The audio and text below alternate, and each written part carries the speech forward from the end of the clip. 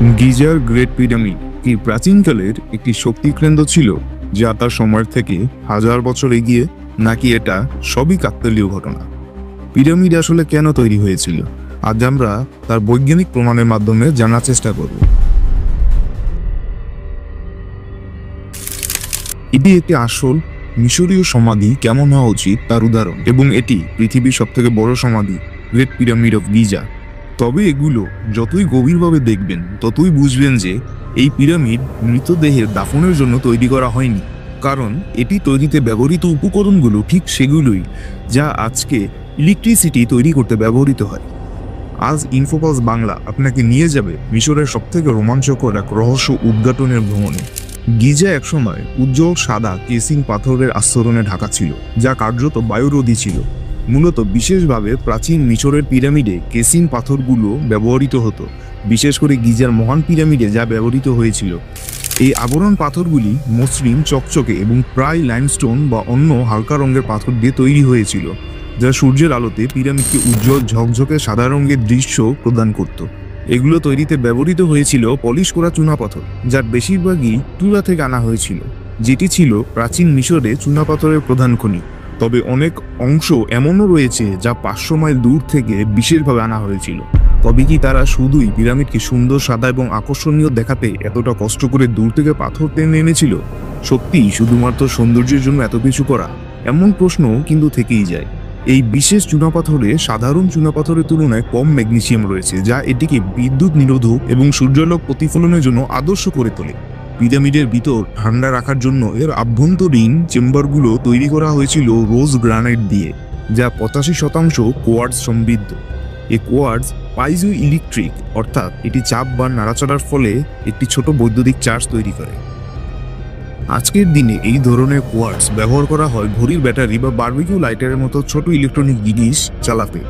গ্রানাইটটি চেম্বারের অভ্যন্তরে বাতাস আয়নিত করত, যা বিদ্যুতের পরিবাহকতা আরও বাড়িয়ে দিত। এছাড়াও আসওয়ান এবং অন্য একটি খনি থেকে প্রায় শত শত মাইল দূর থেকে সংগ্রহ করা এই গ্রানাইট স্ল্যাবগুলোতে এমন অদ্ভুত গঠন দেখা যায় যা দেখতে খুব একটা ভালো নয় এবং তৈরি করা অত্যন্ত কঠিন। এগুলো প্রায় 80 টন ওজনের পাথরের ব্লক, যেগুলো শত শত মাইল দূর থেকে আনা হয়েছে এবং নির্মাণ শেষ হওয়ার পর ভেতর থেকে দেখাও যায় না। তবে কেন গিজা পিরামিডে এমন একটি ছাদ তৈরি করা হয়েছে যা নির্মাণ কাজকে 10 গুণ বেশি কঠিন করে তুলেছিল?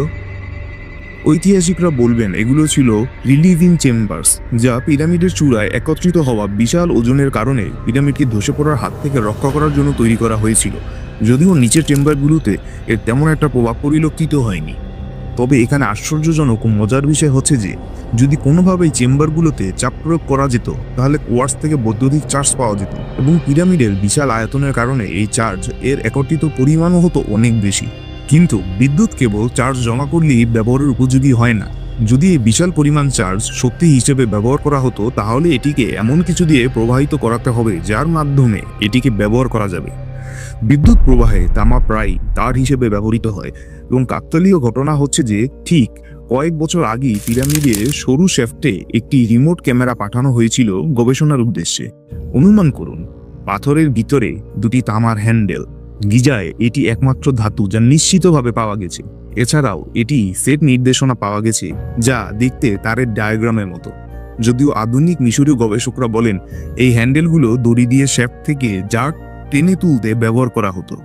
এই শ্যাফটগুলোর কোনো নিশ্চিত উদ্দেশ্য নেই, এগুলোকে সাধারণত এয়ার ভেন্ট নামে চালিয়ে দেওয়া হয়। কিন্তু এই ফাঁকা শ্যাফটগুলোর বেশিরভাগই বাইরের খোলা পরিবেশের দিকে গিয়ে উন্মুক্ত হয় না। 2013 সালে প্রাক্তন মিশরীয় প্রত্নতাত্ত্বিক মন্ত্রী জাহি আব্বাস হাওয়াসকে পিরামিড থেকে প্রত্নতাত্ত্বিক সামগ্রী চুরির অভিযোগে অভিযুক্ত করা হয়। চুরির তালিকায় একটি জিনিস উল্লেখযোগ্য ছিল, দীর্ঘ তামার তার। এটি ঠিক সেই বস্তু যা পিরামিডে একটি বৈদ্যুতিক প্রবাহ সম্পূর্ণ করতে প্রয়োজন হবে। তাহলে কি পিরামিডগুলো বিশালাকার ব্যাটারি হিসেবে তৈরি হয়েছিল? এই পর্যন্ত বিশ্লেষণ করে আমরা তাত্ত্বিক প্রমাণের ভিত্তিতে এটা ধারণা করতেই পারি এগুলো পাওয়ার সোর্স হিসেবে ব্যবহার হতো। তবে এখন আসল প্রশ্ন হলো, এই ব্যাটারি কিভাবে কাজ করত? এরোস্পেস ইঞ্জিনিয়ার ক্রিস্টোফার ডান গিজা পাওয়ার প্ল্যান্ট থিওরিকে জনপ্রিয় করেন প্রকৃত বৈজ্ঞানিক ব্যাখ্যা এবং একটি স্কেল মডেল ব্যবহার করে তার এক প্রকাশনীর মাধ্যমে। উপর থেকে দেখলে গিজার আভ্যন্তরীণ কাঠামো এমন দেখায়। এটি উপরের বা কিংস চেম্বার এবং এর নিচে একটি লেয়ার কুইন্স চেম্বার। একটি বড় ঢালু শেফট বা গ্র্যান্ড গ্যালারি যা উভয় চেম্বারকে সংযুক্ত করে। সর্বনিম্নে রয়েছে একটি নিম্ন ভূগর্ভস্থ চেম্বার যার মধ্যে কয়েকটা লম্বা সরু শ্যাফট রয়েছে যা এসব কিছুর এটা সংযোগ স্থাপন করে, এবং সর্বশেষে এটি সরু শ্যাফটের মাধ্যমে পিরামিডের বাইরে উন্মুক্ত হয়ে যায়। ডানের মতে পিরামিডটি এক প্রকার কাপল অসিলেটর যা আরো বড় একটি কম্পনশীল দেহের সঙ্গে তথা পৃথিবীর ভূপৃষ্ঠের সাথে সংযুক্ত। এটি এমনভাবে যুক্ত থাকে যেন শক্তি তাদের মধ্যে স্থানান্তরিত হতে পারে। এখানে ভাইব্রেশনাল এনার্জি অর্থাৎ পৃথিবীর ন্যাচারাল রেজোনেন্সকে মাইক্রো এনার্জিতে রূপান্তরিত করা হয়। পৃথিবী সর্বদা কম্পমান, যার ফলে এটি ন্যাচারাল আন্ডারগ্রাউন্ড সিজমিক অ্যাক্টিভিটির রূপে পৃথিবীর ম্যাগনেটিক ফিল্ডে ফ্রিকোয়েন্সি উৎপন্ন করে যা সুমান রেজোনেন্স নামে পরিচিত। এছাড়াও পৃথিবীর ভূগর্ভস্থের কিছু প্রধান স্থানে পানি প্রবাহের ফলে সৃষ্ট ভাইব্রেশনের কারণেও এমন ফ্রিকোয়েন্সি তৈরি হয়। পিরামিডের বিদ্যুৎ শক্তি তৈরির এই পুরো প্রক্রিয়াটি শুরু হয় সাবটেরিনিয়ান চেম্বারে, যা মূলত একটি ভূগর্ভস্থ শক্তিশালী প্রবাহমান পানির এক জলাধারের উপরে নির্মিত। কাকতালীয়ভাবে এটি এমন একটি উপযুক্ত স্থানে তৈরি যা ডানের মতবাদকে আরও জোরালো করে। বলা হয়ে থাকে যে পৃথিবীর প্রবাহিত জলধারা এবং ভূমিকম্পিত জনিত কার্যকলাপ এমন কম্পন তৈরি করে যা পিরামিডের ভেতরে অনুরণিত হয়। এই কম্পন তরঙ্গগুলোকে যে কোনো বস্তুর ভরকেন্দ্রে সর্বাধিক শক্তিশালী হয়ে ওঠে। মজার বিষয় হলো গিজার মহান পিরামিড শুধু এই নীতির সঙ্গে সামঞ্জস্যপূর্ণ নয়, এটি পৃথিবীর স্থলভাগের ভৌগোলিক কেন্দ্রবিন্দুতেও অবস্থান করছে।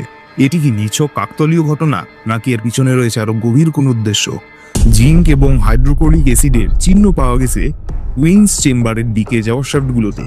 গবেষক ক্রিস্টোফার নাট বিশ্বাস করেন প্রাচীনকালে এই দুইটি কেমিক্যাল শ্যাফটগুলো দিয়ে ঢেলে দেওয়া হতো, যা কুইন্স চেম্বারের ভিতরে মিশে এক ধরনের রাসায়নিক বিক্রিয়া ঘটাতো। এর ফলাফল হাইড্রোজেন গ্যাসের সৃষ্টি। এটি বর্তমানে একটি প্রমাণিত রাসায়নিক প্রক্রিয়া এবং শ্যাফটগুলোতে পাওয়া রাসায়নিকগুলোর সঙ্গে একেবারে মিলেও যায়। এই হাইড্রোজেন গ্যাস কুইন্স চেম্বারের থেকে গ্র্যান্ড গ্যালারি হয়ে কিংস চেম্বারে প্রবেশ করত। গ্যাসের চাপ কিংস চেম্বারের গ্রাইনাল কর্সগুলোকে সংকুচিত করে পাইজো ইলেকট্রিসিটি তৈরি করত, যা এমন একটি প্রক্রিয়া যেখানে কম্পনের ফলে বৈদ্যুতিক চার্জ উৎপন্ন হয়। এখন কল্পনা করুন, নিচ থেকে আসা কম্পনগুলো গ্র্যান্ড গ্যালারি রেজোনেটরগুলোকে সক্রিয় করত। ধারণা করা হয় এখানে একসময় 27টি অ্যাকুইস্টিক ডিভাইস স্থাপন করা ছিল, যেগুলোর খালি স্লট এখনো দেখা যায়। এই রেজোনেটরগুলো কম্পনগুলোকে আরো বাড়িয়ে দিত এবং কিংস চেম্বারের সংকুচিত কোয়ার্টসকে ইলেকট্রিক চার্জ তৈরি করতে সাহায্য করত। এই চার্জ হাইড্রোজেন গ্যাসকে আয়নিত করে পরিণত করত মাইক্রোওয়েভ এনার্জিতে। এই মাইক্রোওয়েভ এনার্জি এরপর জলরোধী একটি শ্যাফট দিয়ে বের হয়ে যেত, যা 4.8 বাই 8.4 ইঞ্চি মাপের, যা আশ্চর্যজনকভাবে হাইড্রোজেন মাইক্রোওয়েভের 21 সেন্টিমিটার ওয়েভলেন্থের সঙ্গে মিলে যায়।